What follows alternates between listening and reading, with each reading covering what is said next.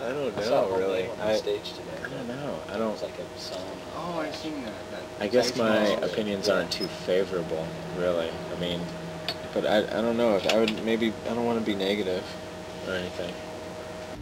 The music industry is not focused on developing bands anymore. They sign way too many people, and if you're not successful right off the bat, then they get rid of you. And that's kind of their philosophy these days. Whereas in the past it used to be they didn't sign as many people, but when they did sign you, they worked a whole hell of a lot harder to make you successful. I think in the past there was more like a community feeling. Right now it's so profit driven and it's all about the bottom line.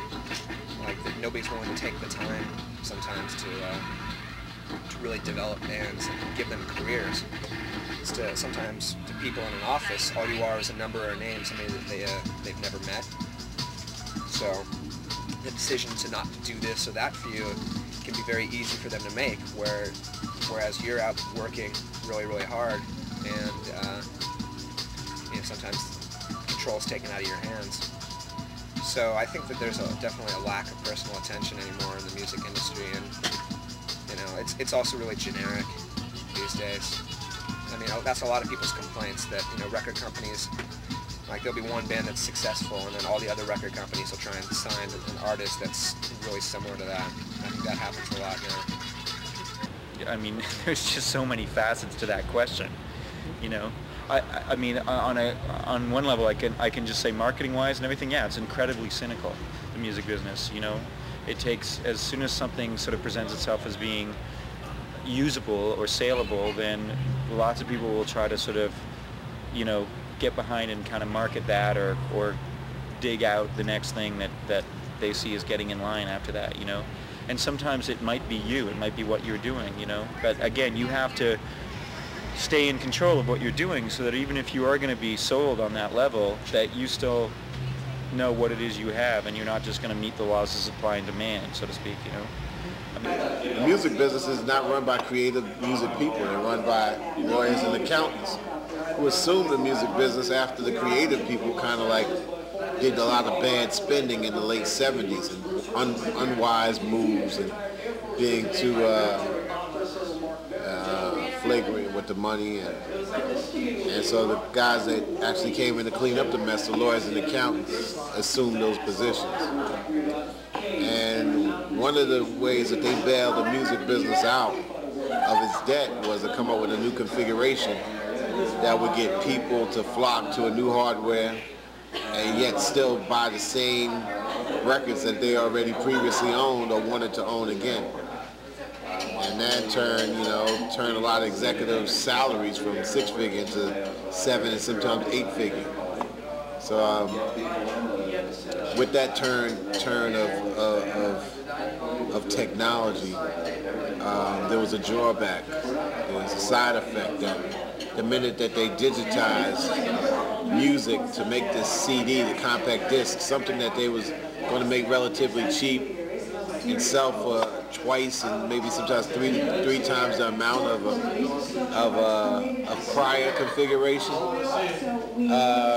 Now here they're going to make it digital, which means that it can be captured, bottled, and spread across wires, in digital numbers, and digits. So the way the structure is set up now, it's good that you can make deals with companies. Hey, I forgot to give you my laundry. Have your record distributed. But I don't know. It's already in the front lounge. I think I'd be too negative. Demos at my friend's house? Shut up. Huh? Shut up. Why do you talk to me like that? Do you think we're a fucking demo type of a fucking band? Dude, my friend's got a studio in his garage. You guys maybe make a record. You know how offended I am right at this fucking minute? You guys, I'll call him right now, bro. You just gotta deal with his mom's car. No, maybe I'm not getting through to you. Very political. You need people in place to work your shit, to work whatever, and so it's good if you're down with those people, but if you're not down with those people, then it's not good, and it's a fucking battle and a challenge, and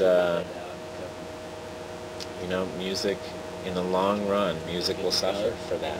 There'll be less and less differing, styles of music, and the pros of an indie are you control your own distribution. You can make more money on each CD you sell. The cons are you don't have the distribution network that a major label has. The pros of a major label are, you can get a whole marketing machine behind you, and it's in place. The cons are you can get lost in the shuffle because there's a lot of artists on every label, and if you, for some reason, things aren't going your way, then you can get dropped faster than a hot banana.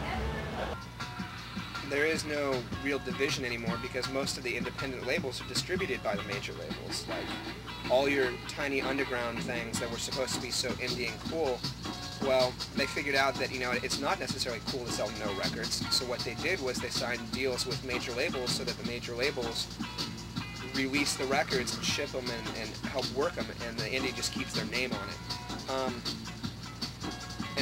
I was never one to really buy that there's more credibility to your band or your music because you weren't on an indie label. I think your music has to speak for itself. If you suck, and it doesn't matter if you're on an indie or a major, you suck. If you're good, it shouldn't matter either way. People just seem to not understand. They think the idea of corporate is so bad or whatever. And it's only bad in the sense is that sometimes, at an indie label, you can get more of a one-on-one attention. Like, you know the guy who runs the label. You know everybody who works in the office. Whereas when you're on a major label, you may not know anybody on a first-name basis. Like I said, you can't really go into,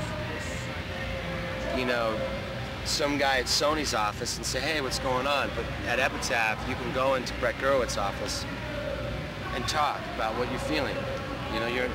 Every band is an individual. Not with major labels, man.